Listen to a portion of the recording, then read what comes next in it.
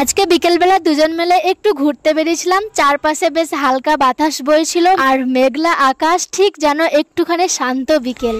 এই শান্ত পরিবেশ দেখে আমরা দুজনে বাইক নিয়ে বেরিয়ে তো পড়েছিলাম, কিন্তু হঠাৎ করে চারিদিক এত অন্ধকার হয়ে এলো, ঝড়ও শুরু হলো, সাথে টানা মেঘ আর বৃষ্টি। আমরা বাইকে বসে তো এই ঠান্ডা বাতাস অনুভব করছিলাম, আর ঠিক তখনই আমাদের বাইকের একটা চাকা পাংচার হয়ে গেল। কথায় আছে না, যেখানে বাঘের ভয় সেখানেই সন্ধে হয়, আমাদেরও ঠিক সেরকমটাই হয়ে গেছে। ঝড়, বৃষ্টি আর পাংচার, এই তিন মিলে এক অদ্ভুত অ্যাডভেঞ্চার হয়ে গেল আজকের এই বিকেলটা।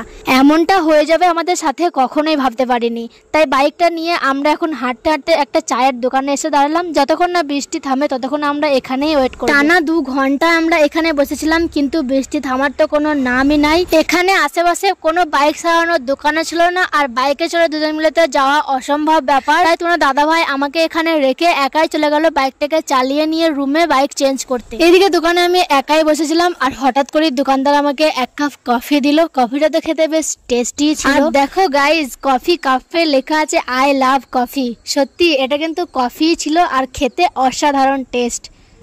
আমি তো এদিকে কফি খাচ্ছিলাম, আর আমার কফি খাওয়া দেখে এইদিকে কুকুরের এই ছানাগুলো আমার থেকে ভাগ চাইলো, তাই ওদেরকে একটু দিয়ে দিলাম। তো যাই হোক, বিকেল 5টার সময় আমরা রুম থেকে বেরিয়েছিলাম, আর রুমে পৌঁছাতে আমাদের প্রায় রাত 8টা মতো বেজে গিয়েছিল। এই ছিল আজকের এই ছোট্ট মিনি ব্লগ। কেমন লাগলো জানিও। আবার দেখা হচ্ছে নেক্সট মিনি ব্লগে। Tata, bye bye.